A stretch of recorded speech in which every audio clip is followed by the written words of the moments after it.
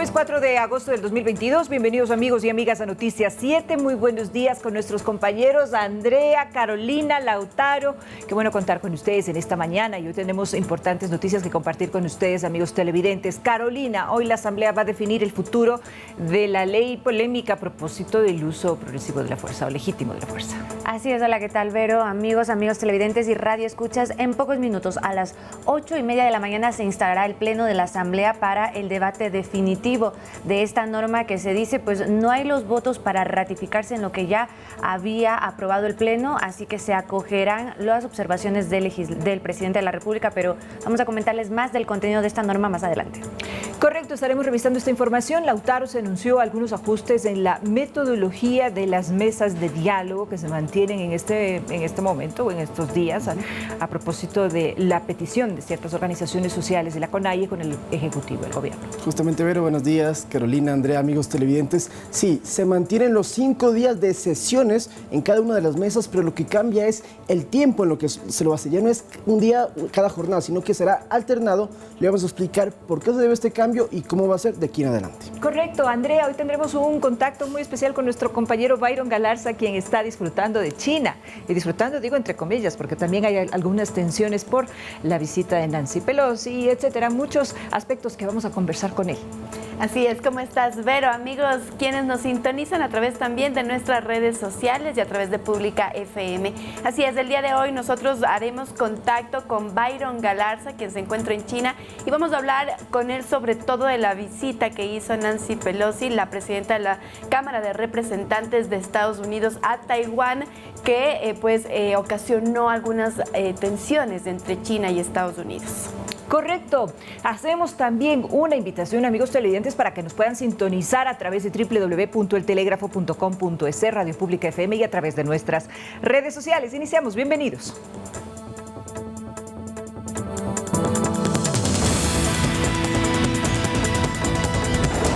Este jueves el Pleno de la Asamblea definirá el futuro de la ley de uso legítimo de la fuerza. Entre las diferentes bancadas analizan sus posturas. La ciudadanía ve con buenos ojos la decisión del gobierno para que se puedan adquirir pruebas de COVID-19 en las farmacias del país. La Organización Mundial de la Salud informó que la viruela del mono se transmite a través de un contacto estrecho. China ejecuta ejercicios militares con fuego en las cercanías de Taiwán y bloquea el acceso a la isla. La Vuelta Ciclista del Ecuador empezará en octubre y los organizadores esperan la mejor edición en la historia del país.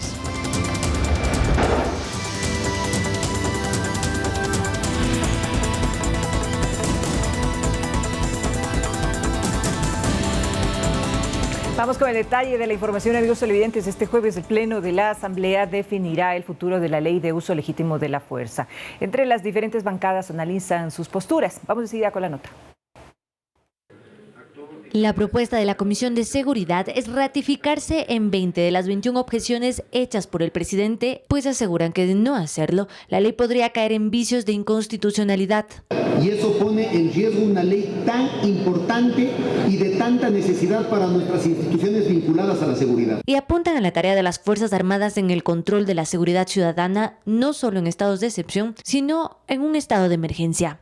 Eso se va contra la Constitución y contra los estándares internacionales. No, porque estamos hablando que esta ley crea un nuevo estado que es el estado de emergencia, como lo habíamos advertido, y este estado de emergencia es un estado intermedio entre la normalidad y el estado de excepción. Otro de los puntos discordantes es cómo y qué cuerpos complementarios de seguridad, como policías municipales, podrían hacer uso legítimo de la fuerza. Por Constitución está prohibido que ellos tengan el uso legítimo de la fuerza. Si nos vamos por las fuerzas complementarias, tampoco estaríamos rompiendo ningún marco jurídico, siempre y cuando en los reglamentos tengan estas facultades individuales. La ratificación propuesta por la Comisión de Seguridad requiere del apoyo de 92 votos. Sin embargo, estos no habrían y la nueva mayoría no contaría con el apoyo de la bancada social cristiana. Significaría que no habrían votos para ratificarse en el texto y que operaría un allanamiento tácito al texto del Ejecutivo. Esto se definirá este jueves a las 8:30 de la mañana cuando el Pleno tome una decisión sobre esta ley y sea enviada al registro oficial. Carolina Basante, Noticias 7. Como lo habíamos anunciado, a las 8:30 de la mañana va a decidirse ahí en el Pleno qué es lo que ocurra. Este ya es el debate definitivo de las observaciones hechas por el Ejecutivo. ¿Cuáles son los aspectos que más han causado discusión dentro de la Asamblea? Pues la aplicación del uso legítimo de la fuerza y su ampliación a otras entidades de seguridad complementarias como de seguridad aduanera o también a los policías de tránsito. También la rendición de cuentas de los funcionarios que estén regidos por esta norma, la prohibición del uso de la fuerza con animales de adiestramiento humano, también la presunción de inocencia y las sanciones por el uso debido de la fuerza. Estos son los aspectos que generan más discusión y que pues en estos momentos existen las negociaciones por parte del legislador de Izquierda Democrática Ramiro Narváez con las otras bancadas, porque como ya mencionamos, pues el Partido Social Cristiano se abstendría de votar por esta ley y no alcanzarían los votos para la ratificación que piden. Hay varios pronunciamientos. Fausto Salinas, el comandante general de la Policía Nacional, ha pedido a la Asamblea Nacional que acojan estas observaciones del Ejecutivo, pues asegura que los policías o los uniformados que están en operativos necesitan pues esta ley para que se les pueda proteger en caso de tener que actuar en la delincuencia. Se necesitan 92 votos para que la Asamblea Nacional pues se ratifique en el texto que fue presentado por la mesa.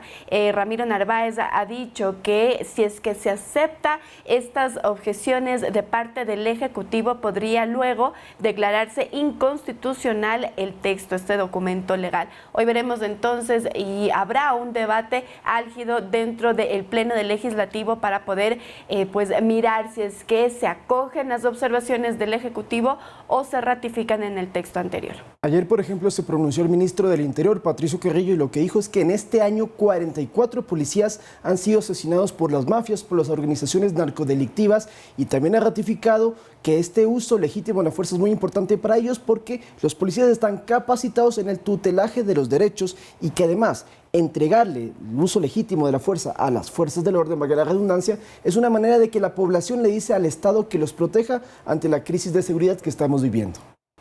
Y ahora les contamos, amigos, que las mesas de diálogo entre el gobierno y los movimientos indígenas tuvieron un capítulo más este miércoles. La jornada tuvo como finalidad evaluar el desarrollo de los encuentros. Sentados en la conferencia episcopal frente a frente, los participantes del diálogo efectuaron un ejercicio de retroalimentación sobre lo que han sido estas 3 primeras semanas de mesas técnicas para resolver los puntos planteados por las organizaciones sociales. La metodología de las mesas se abordó para encontrar un mejor camino que permita tratar cada uno de los temas. Vamos a hacer algunos afinamientos de metodología, sobre todo para el inicio de las mesas, para que haya un intercambio de información mucho más eficiente. También se estableció un esquema para saber cómo contamos los 5 días que tienen que darse para cada una de las mesas. Del lado de las organizaciones sociales se mencionó que era necesario un cambio respecto a las jornadas diarias. Ahora lo que se ha dicho es, se entrega con antelación la información de parte a parte y se llega al 0 día. En el 0 día se escucha las 2 partes, si hay alguna información adicional, entonces solicitamos para el siguiente día. Al siguiente día trabajamos por separado, así hasta concluir el 5.º día. Sin embargo, lo que no se modificará es el número de sesiones por mesa, que sigue siendo de 5, aunque ahora de forma alternada. Además, está previsto también que un relator de las Naciones Unidas participe como veedor, pues los movimientos indígenas expresaron su preocupación de que no hay un seguimiento a los consensos alcanzados. Sobre esto, el ministro de Gobierno aclaró que finalizados los 90 días se evaluará en cuáles mesas se lograron acuerdos. Puede ser que no se produzcan consensos, en cuyo caso nos atenemos a lo que ya está decidido. Por lo tanto, aquí lo importante es que la información sea debidamente entregada a ambas partes, tanto las aspiraciones que tienen las organizaciones sociales como los límites que tiene el gobierno para acceder a determinadas peticiones. Este viernes se entregará la propuesta definitiva sobre el control de precios, mientras que la próxima semana estaría pendiente la mesa de fomento productivo, la reinstalación de la defocalización de subsidios y, si el tiempo lo permite, iniciar la de temas mineros. Lautaro Andrade, Noticias 7. A ver, ¿cómo funcionaban estas 10 mesas? Bueno, se reunían tanto gobierno como organizaciones sociales, tenían hasta 5 días o 5 sesiones para tramitar cada uno de los temas. Sin embargo, la metodología fue cambiando, porque entonces lo que pedían las organizaciones era información, el gobierno entregaba, las organizaciones daban una propuesta, el gobierno la analizaba y el tiempo iba pasando. Por ejemplo, la de la focalización de subsidios, que inició el 13 del mes pasado, que es la primera que inició, todavía no tiene ninguna resolución. Entonces, lo que están dejando ahora en claro es que, ok, son 5 reuniones, 5 sesiones, pero alternadas. Primero se entrega la información, se la va a revisar y luego empiezan a contabilizar ya los encuentros como tal para encontrar o conseguir estos consensos. Esto responde un poco al pedido que habían hecho las organizaciones sociales. Recuerden ustedes que había un poco de malestar en las reuniones, en las últimas reuniones, porque se decía que no se estaba avanzando en el proceso, que no se estaban dando resultados. Solamente una mesa hasta en estos 22 días ha tenido resultados, entonces ellos decían tal vez los 90 días sean insuficientes. Esto finalmente se ha establecido ya un periodo de tiempo. Si es que no llegara a haber acuerdos luego de estas 5 días de sesiones que se dan, pues esto también es un resultado que pasará hasta el final. Esta mesa que no tenga acuerdos pues se tramitará luego de que se terminen de despachar las otras temáticas y pues ahí también se podrá seguir evaluando esto. Lo que ha dicho ayer Leonidas Diza es finalmente si es que no llegan a acuerdos pues también que lo sepa la ciudadanía para que sepan que por eso hay que luchar. Así es, en estas 2 mesas, tanto la de focalización de subsidios como la de control de precios, es donde ha habido más debate. En una de ellas, pues, los movimientos indígenas propusieron que se divida los subsidios en 3 grandes grupos. Y para el control de precios están pidiendo que haya la fijación de precios para 44 productos agrícolas. Lo que ha dicho el gobierno nacional es que habría una línea roja en esa mesa técnica porque no se podrían fijar los precios, sobre todo para los productos industriales. Sin embargo, lo que ha dicho el ministro de Gobierno, Francisco Jiménez, también ayer en esta mesa de trabajo, mientras conversaba con nosotros, es que pues él ve con buenos ojos este debate, estos diálogos que se han mantenido en las mesas, porque es un hito histórico, es decir, es una acción que no se ha realizado en ninguna administración y lo que están buscando es evidentemente poder llegar a consensos y también acoger las propuestas que tiene el movimiento indígena. Y para acabar con este tema, la mesa que ya llegó al consenso, que es la de la banca pública y privada, las organizaciones indígenas mencionan y manifiestan de que todavía no se aplica esta condonación de deudas y estos créditos que se están entregando. Por eso, la próxima semana sí está previsto que se reúnan con representantes, otra vez, de las bancas privadas y públicas para encontrar la manera de que esto ya pueda ejecutarse y de esa manera se efectúen entonces los resultados de esta segunda mesa técnica que hemos mencionado. Es la única de las 10 que ya tiene resoluciones. Veremos entonces más adelante si se llegan precisamente a estos acuerdos y si es que se canaliza en definitiva cuáles van a ser estos cambios en cuanto a la metodología que se darán en las mesas de diálogo. Y ahora les contamos, amigos, que en la audiencia de juzgamiento contra la ex asambleísta Karina Arteaga, acusada de delito de concusión, su ex empleada doméstica testificó que la enroló como su asistente en la asamblea con un sueldo de $1,200 mensuales.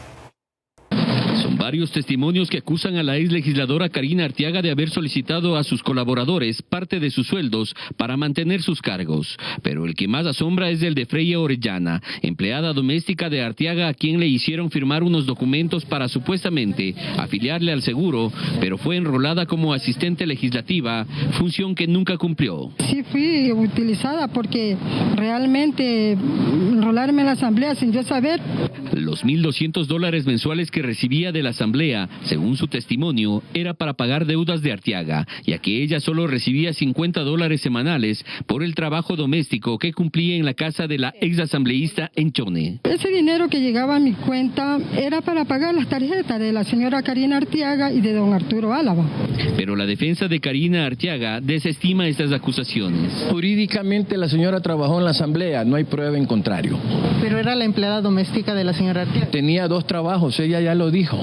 Recibía un sueldo acá y recibía otro sueldo acá. A Verónica Pinargote, quien fue asesora de Arteaga en 2018, del salario de $3,500, solo le reconocía $400. Según su abogado, todo lo demás debía depositar para el pago de un vehículo que se compró la ex asambleísta. Está comprobado de que la asambleísta solicitó dinero, el dinero que mi cliente recibía como remuneración en la Asamblea Nacional. Similar Similares testimonios rindieron un guardia de seguridad, su ex relacionadora pública y hasta su jefa de despacho, quien es procesada como cómplice ya que recibía los aportes de sus subalternos.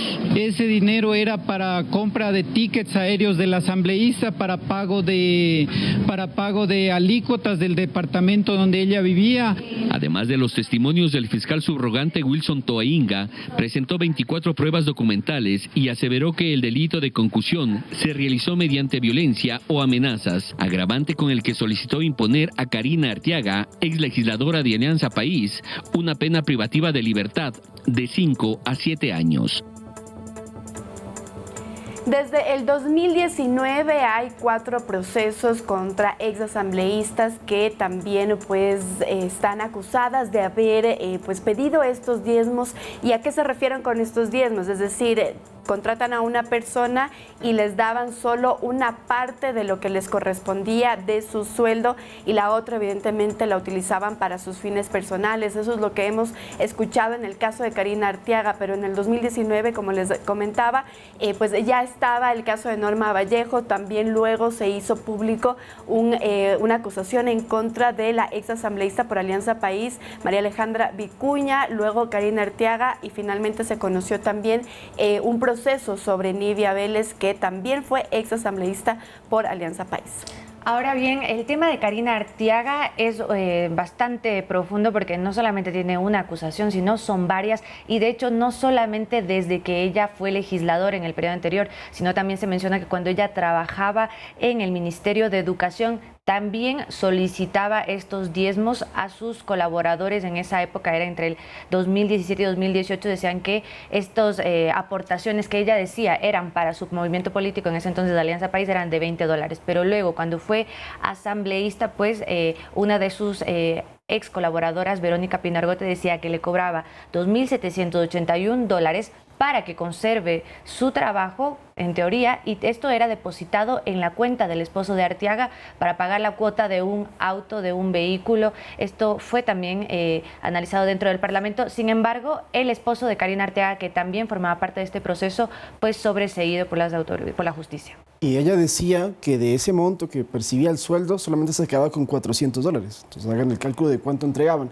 Además, hay otros testigos que también han participado y que también mencionan que tuvieron que entregar dinero, montos mucho más bajos. Por ejemplo, un guardia de seguridad entregó $160 durante 4 meses, o sea, 160 en total, para que no lo despidieran del puesto que tenía en una empresa en Chone. También se habla de una funcionaria del despacho que también le exigieron $75 para aportar al partido político de Arteaga, y también otra funcionaria que era asistente y que tuvo que entregar también $100 aproximadamente para mantener su cargo. Son algunos de los testigos que han participado en este proceso, que ya lleva 4 días de audiencia, hoy sería el 5º día.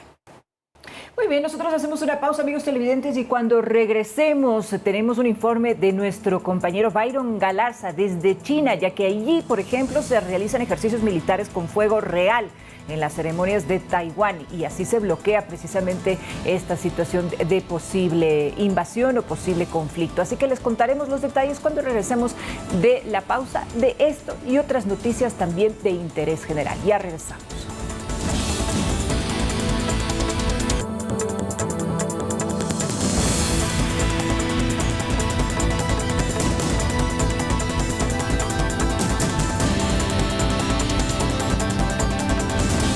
Seguimos informando, amigos televidentes, a propósito de la coyuntura internacional y sobre todo en China. Les contamos que en este país asiático se realizan ejercicios militares con fuegos reales en las cercanías de Taiwán y se bloquea así el acceso marítimo y aéreo de la isla por 6 zonas. Veamos la nota. Se dispara la tensión en Taiwán. China realiza ejercicios militares con fuego real en las cercanías de la isla tras la visita de la presidenta de la Cámara de Representantes de Estados Unidos, Nancy Pelosi. Las pruebas incluyen lanzamientos de misiles y muchas de ellas se realizan en aguas taiwanesas. Durante los próximos 3 días se prohibirá el tráfico aéreo y marítimo en la zona, lo que supondrá un bloqueo a Taiwán, a la que Pekín considera una provincia extendida. China acusa a Estados Unidos de poner en peligro su integridad territorial con la visita de Pelosi. La realización de ejercicios militares por parte del ejército chino en el mar cercano a Taiwán es una medida necesaria y justa para proteger con determinación la soberanía nacional y la integridad territorial en respuesta a las grandes provocaciones de algunos políticos estadounidenses y de las fuerzas independentistas de Taiwán. Pelosi se marchó de la isla el miércoles dejando el mensaje de que Estados Unidos apoya su autogobierno y su sistema democrático, un viaje que ha provocado la ira de China. En un esfuerzo por calmar la situación, los ministros de Asuntos Exteriores de los países del G7 emitieron una declaración conjunta dirigida a China en la que afirmaban que la escalada de tensión podría desestabilizar la región. Por su parte, la Casa Blanca quita hierro al asunto. No hay ninguna razón para que Pekín convierta esta visita, que es coherente con la política de Estados Unidos desde hace tiempo, en una especie de crisis. No hay ninguna razón para hacerlo. Hemos sido muy claros en que no hay ningún cambio en nuestra política a favor de una sola China, que se rige por la Ley de Relaciones con Taiwán aprobada en 1979. Eso no ha cambiado. Mientras tanto, varios manifestantes pro Pekín protestan frente al consulado de Estados Unidos en Hong Kong.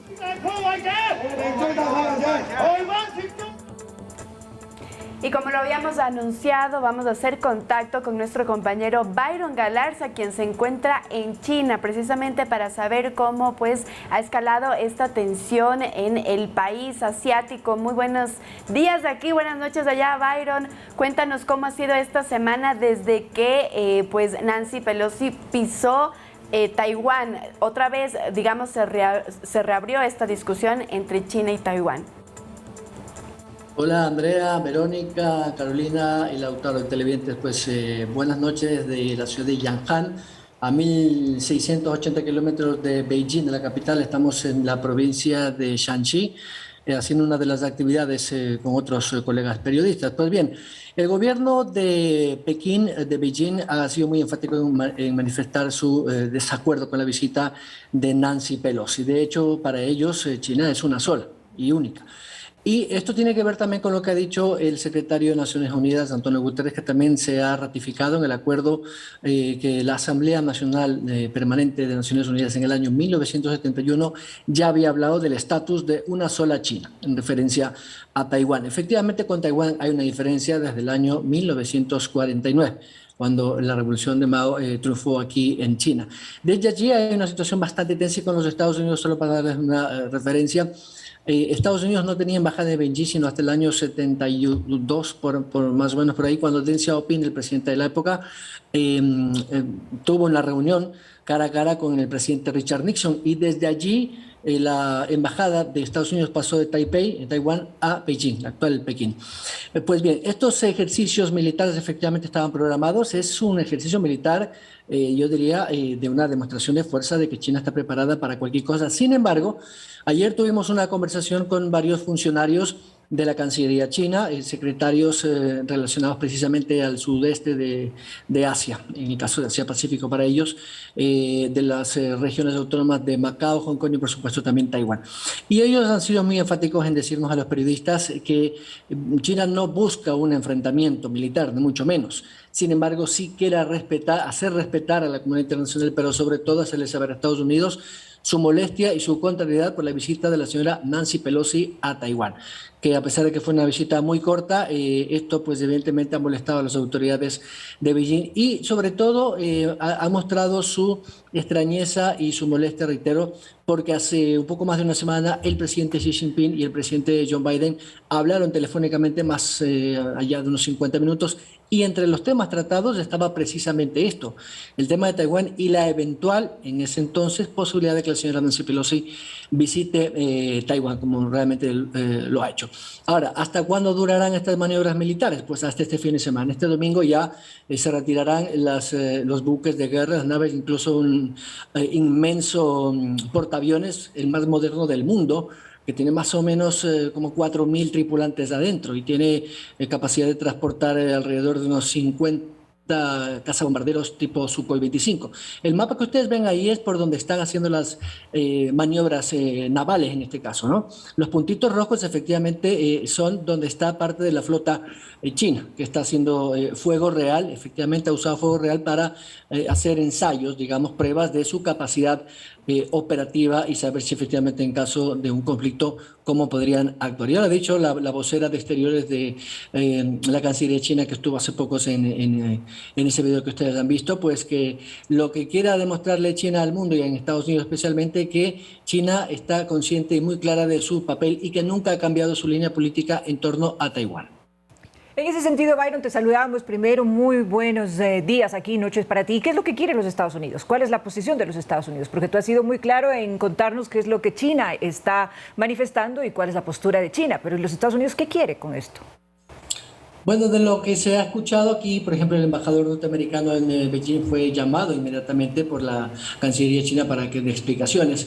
Pero de lo que hemos escuchado a los voceros de los Estados Unidos, ya escuchamos a una de las voceras de la Casa Blanca, también el mismo reportaje que ustedes sacaron hace poco, decir que efectivamente Estados Unidos sí respeta ese acuerdo o esa resolución de Naciones Unidas del año 1971, donde todas las Naciones Unidas daban, en este caso, el respaldo a una sola China, incluyendo Taiwán, evidentemente. Ahora, el viaje de la señora Pelosi tiene algunos matices. Si bien no es una visita oficial del gobierno del presidente Biden, la señora Pelosi representa, valga la redundancia, a la Cámara de Representantes de los Estados Unidos. Y sus palabras efectivamente han dejado un mal sabor de boca, por decirlo menos, aquí en China, sobre todo cuando dijo que Estados Unidos va a seguir protegiendo y va a velar por los derechos de Taiwán y sus intereses. ¿Qué hay detrás de fondo? Detrás de fondo hay también un tema económico y comercial, pero sobre todo tecnológico. En Taiwán se producen muchísimas de las autopartes o de los componentes de los chips para todas las tecnologías que se manejan ahora. Y evidentemente eso también está en juego en algunos temas comerciales, porque ustedes saben que hay, digamos, unas discrepancias, unas diferencias económicas relacionadas al comercio y sobre todo a las nuevas tecnologías. El 5G aquí en China es una realidad y los Estados Unidos evidentemente trata de frenar un poco ese avance del 5G. Y entonces detrás de esto también estaría esta polémica por la guerra tecnológica, de alguna otra manera. Byron, ¿qué tal?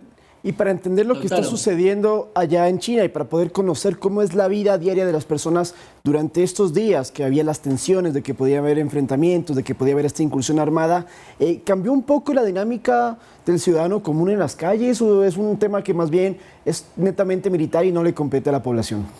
A ver, la población es irrelevante en estos temas. La población está aquí más enfocada al crecimiento económico, a las restricciones que hay por el COVID.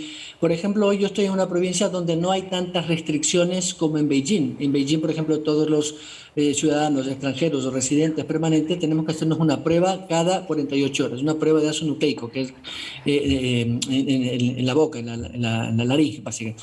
Y eso se sube a un código automáticamente, que es ese famoso código de salud de Beijing, y eso funciona para todo. Eso es más, digamos, el tema del día a día de los pequineses y de los demás, de las demás provincias autónomas. Cada provincia es autónoma. Hoy, por ejemplo, para venir a esta otra provincia hemos tenido que bajar un código diferente, porque cada ciudad y cada provincia tiene su propio código y sus propias políticas de salud. Muchos ciudadanos a veces se incomodan por este tema de los controles, pero saben que de alguna otra manera esto ha logrado detener y frenar que hay un incremento exponencial. Si ustedes, les voy a hacer un ejercicio matemática muy rápido. Si China tiene 1.400 millones de habitantes y Pekín tiene 22 millones de habitantes, y en el caso de la capital hay menos de 400.000 contagiados, saquen ustedes el cálculo. Entonces, dicen las autoridades chinas que si no hubiese sido por ese nivel de control, se hubiera disparado la pandemia. Entonces, el ciudadano de a pie está más preocupado de aquello, del calor, por ejemplo, porque aquí sí está generando muchísimos problemas las altas temperaturas, no solamente para la vida cotidiana, sino también por el incremento del consumo de mucha energía y otros temas por el, pues digamos, temas más domésticos. Pero lo que sucede en Taiwán, eso sí, hay un compromiso y un patriotismo y un nacionalismo evidente. Pero realmente a los pequineses y a los ciudadanos chinos de a pie no les importan mucho esos temas. Y otra cosa, Byron, que quería consultarte, sobre todo para que nuestros amigos televidentes lo puedan entender bien. Taiwán es una nación bastante pequeña, me animo a decir que es del tamaño quizás de una ciudad grande de aquí del Ecuador. En un caso hipotético de que China sí atacara directamente a Taiwán, ¿habría alguna respuesta de esta nación que busca pues, la independencia total? Es decir, ¿Taiwán cuenta con militares? ¿Podrían atacar también a China? ¿O cómo sería la situación en ese caso, Byron? A ver, te voy a ratificar lo que en conversación nos dijeron estos representantes, estos altos funcionarios del Ministerio de Exteriores.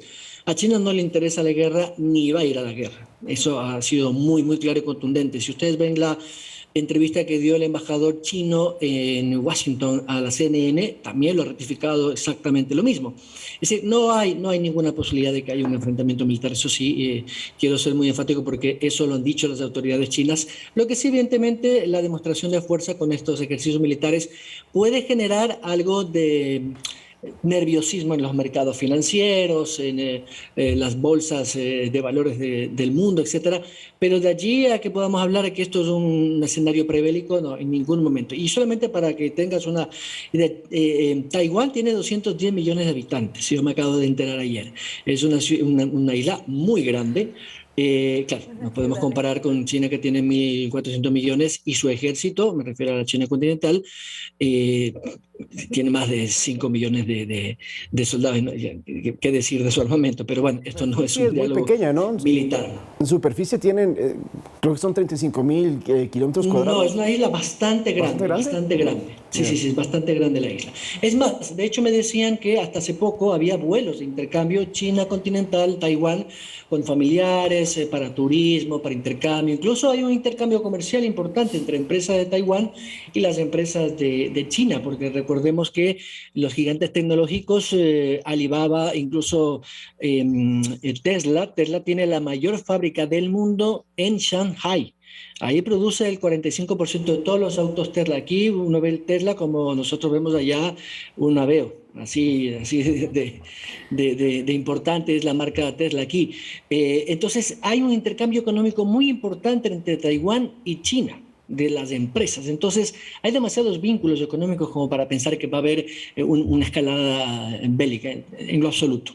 Y en ese sentido, entonces, Byron, también se puede ratificar que es lo propio por parte de los Estados Unidos, es decir, que lo que se quiere es ratificar los compromisos comerciales que existen actualmente con China y reforzar de alguna manera lo que está sucediendo con Taiwán.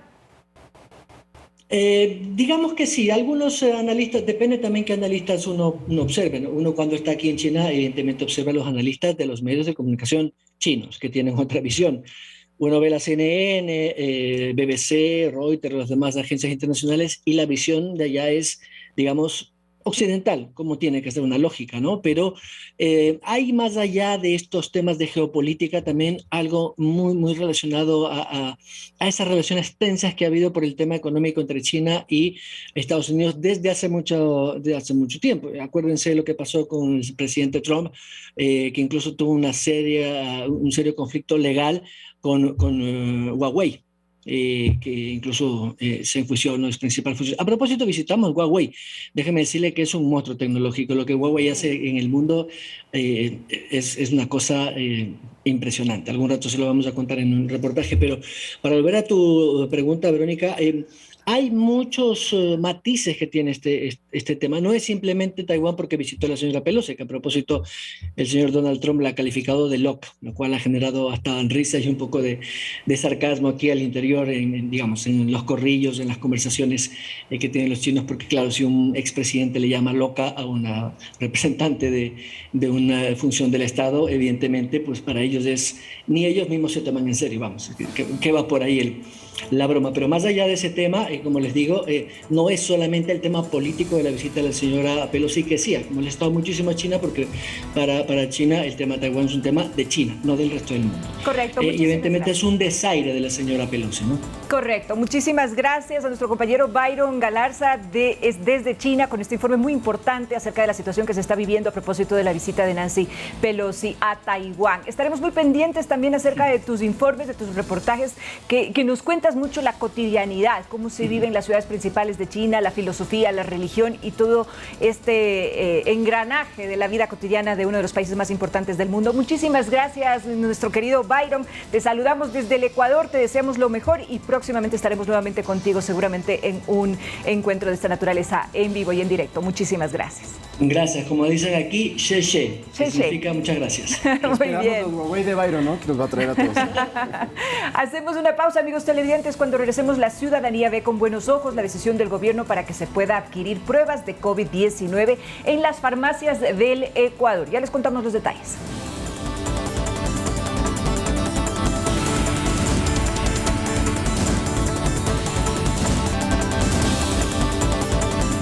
informando, amigos televidentes, qué bueno que nos acompañen esta mañana y les contamos, como les dijimos antes de ir a la pausa, que los ciudadanos ven con buenos ojos la decisión del gobierno para que se puedan adquirir pruebas de COVID-19 en las farmacias de todo el país. La mayoría de los ciudadanos aseguran que los procesos se van a simplificar, pero otras personas todavía dudan de los resultados que puedan arrojar estos test. Si usted quiere saber un poco más cómo se van a aplicar estas pruebas, se lo contamos en la siguiente nota.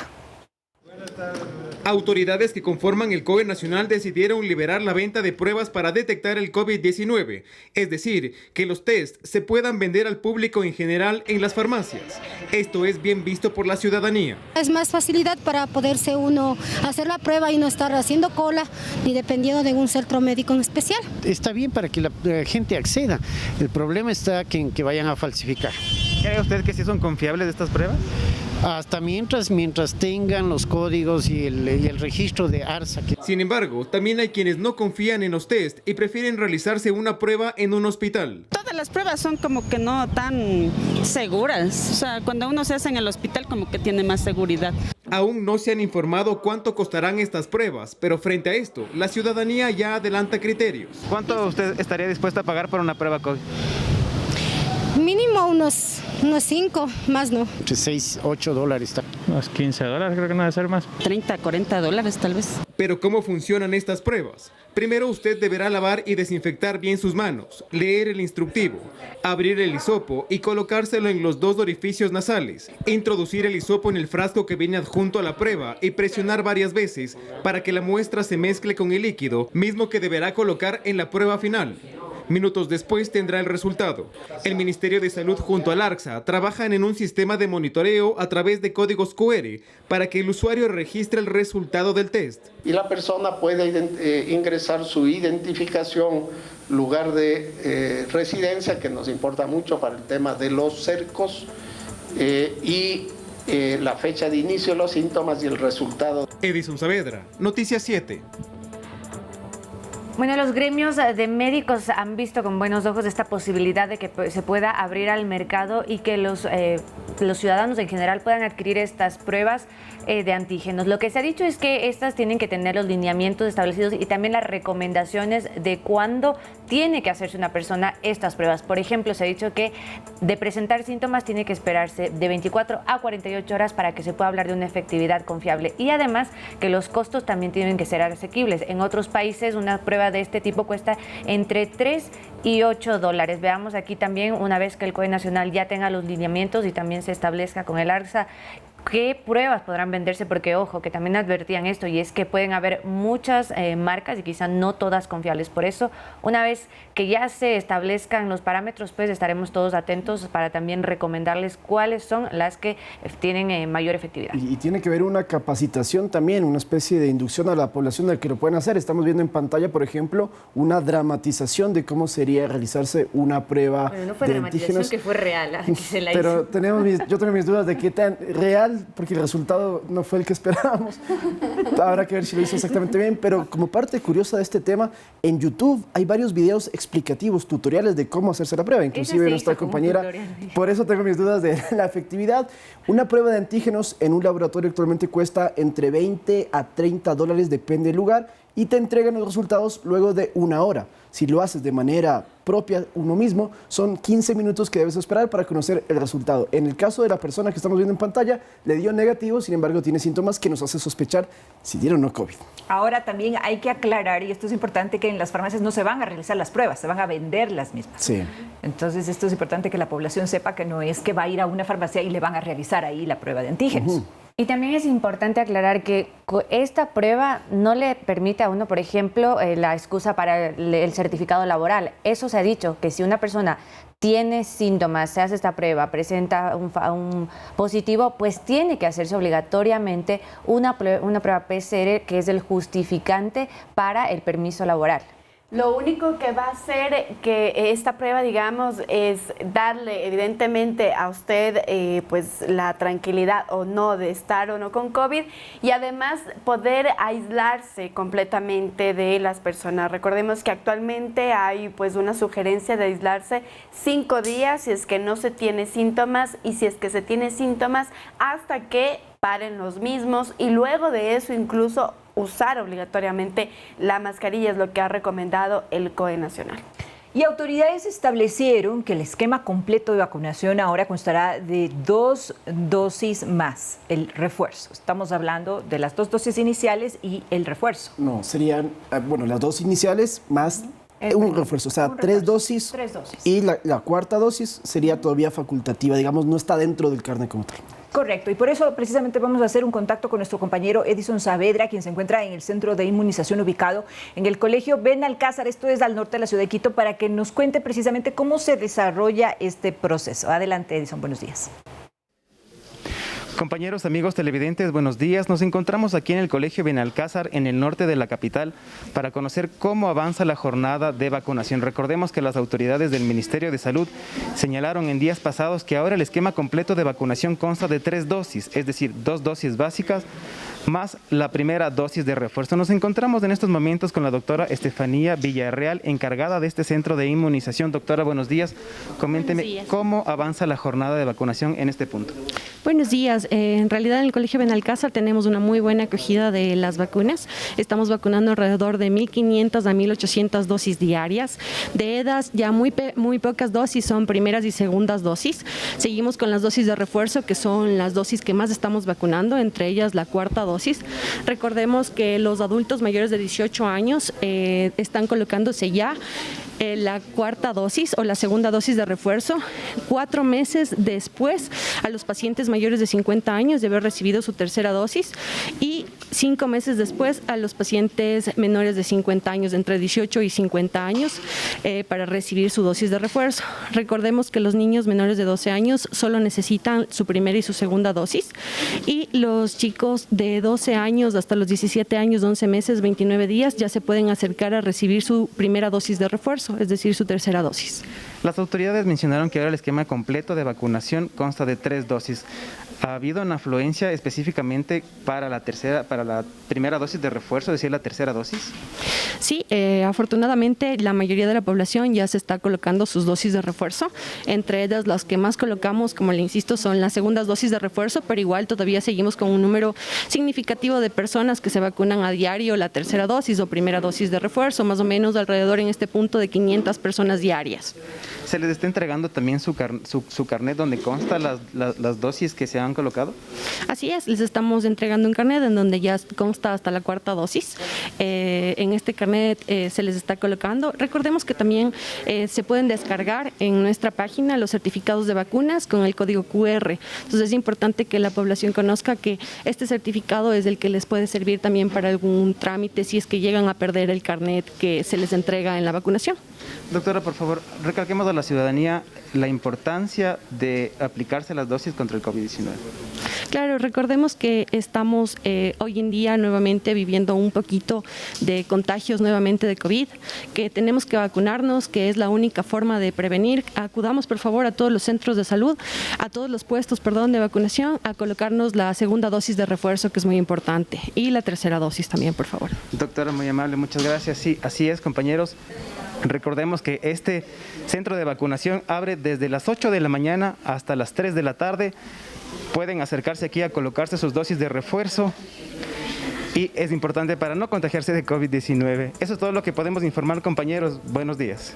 Gracias, Edison, por ese informe. Entonces ya lo sabe, a los amigos televidentes y radioescuchas, acudan a vacunarse para completar su esquema de vacunación, que reiteramos son 3 dosis las que necesita para tener este esquema completo. Sin embargo, también reiteramos que el carnet de vacunación ahora es facultativo, ya no tiene que presentarlo, por ejemplo, en un supermercado, en un centro comercial, a menos que esa institución lo decida de esa manera. De lo contrario, ya no es un requerimiento como era hasta hace algunos meses y días inclusive. La vacuna no previene el contagio, lo que previene es que los síntomas puedan ser complicados y que se pueda llegar a una consideración que incluso puede causar la muerte en algunos pacientes. Así que es por eso que las autoridades de salud recalcan la importancia de vacunarse. Nosotros solamente queremos reiterar, son 2 dosis y la tercera de refuerzo. Y en casos excepcionales o específicos se habla de una cuarta dosis. Así es que estén muy pendientes, acudan a los puntos de vacunación. Existen las vacunas necesarias para poder atender la demanda de la población actualmente y esperamos entonces que se se cuiden todos ustedes. Ahora hacemos una pausa.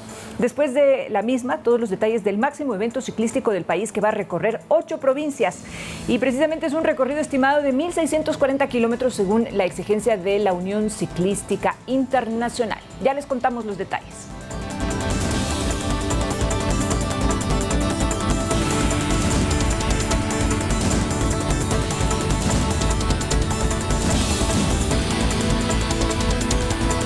Bueno, muchísimas gracias, Andalí. Qué gusto, como siempre, que nos acompañes en nuestro segmento deportivo. Nosotros nos despedimos, amigos televidentes, en este instante y les invitamos a que continúen con la señal de Ecuador TV y nos vemos a las 19 horas en el Estelar. Compañeros, un lindo día para ustedes, que les vaya muy bien. Igualmente. Que tengan un excelente día. Buen día.